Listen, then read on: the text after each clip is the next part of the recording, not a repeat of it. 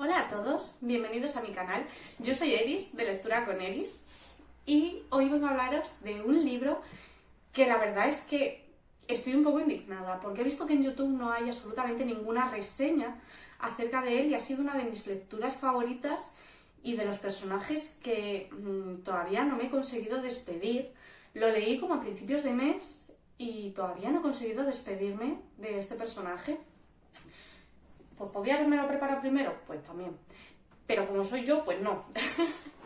Entonces hoy os traigo la reseña de La Dama Púrpura, de Javier Torras de Ugarte. Este libro es novela histórica, nos habla del personaje de Irene de Atenas, que es una emperatriz de la que realmente no se sabe mucho porque no hay gran información acerca de ella. Lo que más se conoce de Irene, pues que enloqueció y le arrancó los ojos a su hijo. Sí, lo que oís. Enloqueció y le arrancó los ojos a su hijo. Entonces, no hay mucho más. A Irene se la eligió para ser la emperatriz en Atenas. En teoría se la eligió por ser la más hermosa, pero anda que no habría mujeres de la nobleza en Atenas que fuesen muy hermosas. Entonces no se sabe muy bien. Se sabe que ella llegó a Constantinopla y dijo pues que ella era huérfana, jamás volvió a Atenas, por lo que entendemos que no hay nada allí que la retuviese o nada a lo que le tuviese suficiente apego para volver. Luego, en cuanto a documentación, su familia no debía de ser muy importante, o por lo menos no en aquel momento, porque no se encontró ninguna documentación de los padres de Irene.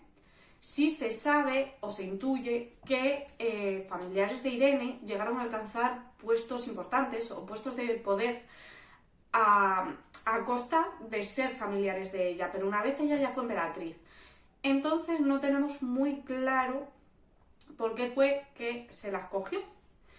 Entonces, en este libro, su autor nos habla de su versión de Irene, su propia Irene. Tenéis que saber que este libro no es una biografía, ¿vale? Es una novela histórica. Por lo tanto, todo lo que nosotros conocemos aquí de Irene es ficción. El autor lo que trata es de reflejar, digamos, una versión de Irene de cómo ella habría vivido o cómo el autor se imagina que ella habría vivido todo este proceso, ¿vale?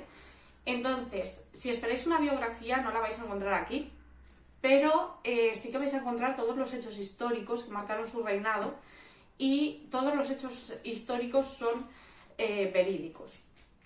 Cuando compré el libro, me lo regaló el autor porque es muy majo. Bueno, el caso, que cuando me llegó el libro tenía aquí puesta una fajilla de estas y lo comparaban con el rigor histórico de Santiago Posteguillo mezclado con las intrigas de Juego de Tronos. Veamos, las intrigas de Juego de Tronos yo no me las conozco porque pues no me gustan. Sí, ya lo he dicho, no me gustan. Entonces, bueno, antes de que terminéis de matarme, o que os den muchas ganas de matarme, os diré que el rigor histórico es una pasada, el proceso de documentación es una pasada y a mí es que me ha enamorado. Este libro consta de 3 partes, tiene 750 páginas. A pesar de ser largo, no os asustéis porque la verdad es que en ningún momento se ha hecho pesado ni se ha hecho repetitivo, ¿vale? En la parte de atrás tenéis un glosario, veamos si lo encuentro, porque como soy torpe, pues nada. Pues ya os lo digo, que soy torpe. Bueno, aquí tenemos un glosario en el que el autor nos dice todos los hechos históricos, todos los personajes que aparecen, si son históricos, son inventados, ¿vale? Entonces, el autor sí es verdad que hay 2 personajes que son muy importantes en la historia que son inventados. A pesar de los personajes ser inventados, todo lo que ocurre con estos personajes dentro del libro y todos los lugares en los que aparecen, ya que son los personajes que más viajan, son hechos históricos verídicos y bien documentados, ¿vale? El libro se divide en 3 partes. La primera parte sería desde que Irene está en su Atenas natal, ajena a todo, hasta que Irene empieza a gobernar, digamos, con su marido, ¿vale? Irene se casa con León y entonces, pues, después empiezan a gobernar. Es que no quiero desvelar nada y es un poco difícil. Sí deciros que esta historia, aunque nos encantaría tener más Irene y nos encantaría vivir más con Irene, la vida de Irene fue la que fue. Es decir, no va a haber segunda parte, porque la vida de Irene empezó cuando empezó y acabó cuando acabó. Entonces, escribiendo novela histórica sobre un personaje histórico real, estás un poquito delimitado en cuanto a eso, ¿vale? La primera parte consta, pues, de cuando Irene llegan a buscarla para decirle que ha sido elegida para ser emperatriz, y entonces Irene se embarca en un dromon camino a Constantinopla. ¿Qué pasa aquí? Pues Irene va, no sabe nada, es una niña, no sabe absolutamente nada de lo que es la corte, de lo que son las costumbres imperiales.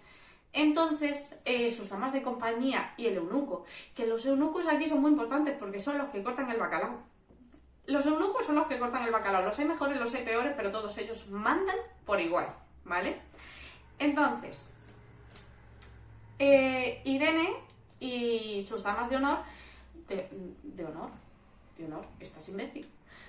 Bueno, sus damas de la corte, lo que hacen es ir instruyéndola en el camino para que cuando llegue allí, pues en los desfiles, desde que desembarca hasta el palacio, ella sepa ya cómo se tiene que comportar de cierta manera.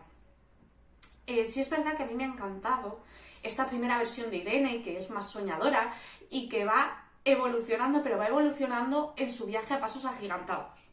O sea, a pasos bestiales. Tanto como que de una frase a la frase siguiente ya sabes, o sea, ves el cambio, ves la evolución, o sea, ves cómo es una niña que no sabe absolutamente nada y el capítulo siguiente Irene sabe, tiene un porte, tiene una elegancia, tiene un saber estar que es impresionante. O sea, de verdad os digo que es impresionante. Después, la segunda parte constaría del reinado de Irene y León. Aquí ya empieza a haber ciertos problemas, porque por todos es sabido, en tema histórico, digamos, que no fue un matrimonio bien avenido. O sea, que en ese matrimonio hubo problemas, Irene solamente tuvo un hijo, entonces se cree pues que efectivamente pudo quedarse estéril en algún problema del parto, ¿vale? Porque era muy común en esa época. Y Irene nunca tuvo más hijos. Entonces es lo que a los historiadores les ha dado a entender. Esta parte es de las partes quizás más duras, yo diría, porque es cuando empieza a ser más evidente, digamos, toda la animadversión de ciertas partes de la corte hacia Irene. Incluso su propio marido tampoco la tiene en gran estima y se vuelve bastante cruel. Y la tercera parte ya constaría de cuando su hijo León... No, su hijo no es León, su hijo es Constantino. No os digo yo que la cago mucho. Bueno, de cuando su hijo Constantino empieza a reinar junto con ella, ¿vale? Irene no puede mandar porque no la está permitido, pero su hijo no tiene edad para llegar al trono. Entonces, Irene tiene que estar con su consejo proponiendo ideas, pero que su consejo se crea que las han tenido ellos y que las han propuesto ellos para así poder conseguir sus objetivos, digamos. Entonces, después, pues no os puedo contar mucho más para no desvelar nada. El objetivo del autor ha sido llevar a esta Irene, inocente, soñadora, joven, hasta el punto en el que Irene, le arranca los ojos a su hijo. Sí, a ver, lo veis como muy bruto, pero realmente en aquella época no era tan bruto, porque realmente esto era hasta un acto, digamos, de piedad, de piedad, porque este castigo realmente debería de haberse penado con la muerte. Entonces digamos que la ceguera, el arrancarle los ojos a Constantino fue pues lo que os digo, algo así muy, muy piadoso, muy piadoso. Entonces, bueno, a partir de aquí, el autor ha conseguido llevar a Irene desde ese punto hasta este otro, sin hacer una Irene monstruosa, sin que sea una Irene cruel. La ha llevado muy bien, y de manera que cuando ella llega a este momento, tú estás diciendo, mira, es que ya te toca. Ya te toca, ¿sabes? Porque no. Por todos he sabido que el hijo de Irene fue un gobernante inútil, completamente inútil.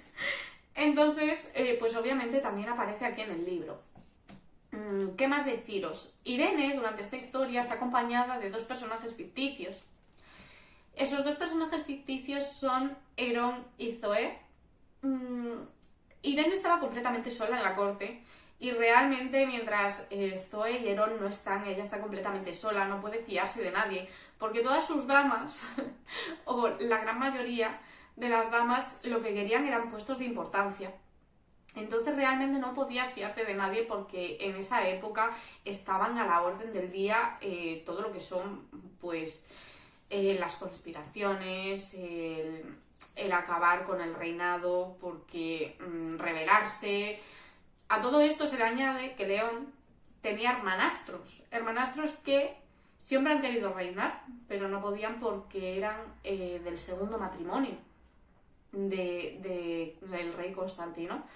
Entonces, bueno, digamos que han estado ahí durante todo el libro entero, a pesar de los castigos de Irene. Sí es verdad que ellos, como eran familia, no hubiese estado bien visto que los hubiesen ejecutado. Entonces lo que hacían era castigarlos, pero no les importaba mucho porque siempre volvían. Y simplemente yo quiero deciros que mientras he estado leyendo el libro, las descripciones son increíbles, pero increíbles, a modo que yo pensaba que estaba en una película. A pesar de ser un libro gordo, es que no podía pensar en otra cosa que no fuese en Irene. O sea, es que no podía coger otro libro. Yo quería a Irene, quiero a Irene. Quiero a Irene, o por lo menos a la Irene de Javier, porque yo no sé si yo no sé si en verdad Irene habría sido tan buena persona y tan piadosa. A mí me da que no, que la Irene real yo creo que habría sido un poco más un poco más malvada, dejémoslo ahí. Es un libro que realmente me ha encantado, me ha gustado muchísimo. Me sorprende realmente que no haya ninguna reseña en YouTube, porque además es de una editorial grande, está, no sé, no sé. Entonces he decidido, viendo que como yo he buscado la reseña, mucha gente la está buscando, dejaros esto por aquí. Espero que os haya gustado el vídeo, suscribiros si queréis más vídeos como este, y nos vemos en el siguiente. ¡Hasta pronto!